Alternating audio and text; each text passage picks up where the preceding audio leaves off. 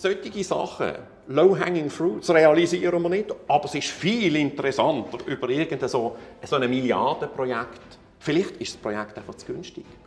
Ich glaube, wir müssen einfach auch wieder in der Politik wegkommen von diesen ideologischen Auseinandersetzungen. Das glaube ich eigentlich. Und da muss man wie ein anderes Commitment kriegen, auch in der Politik, dass man das gemeinsame Ziel, das ja alle haben, die wollen effizient von A nach B kommen. Und wir wollen als Wirtschaftsstandort möchten wir erfolgreich sein im internationalen Wettbewerb.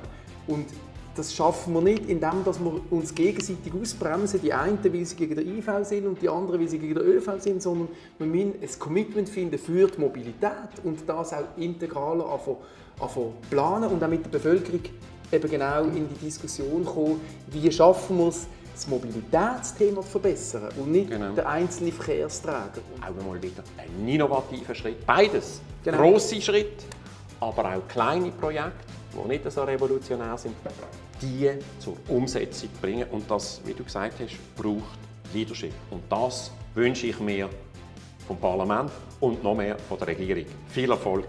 Danke vielmals.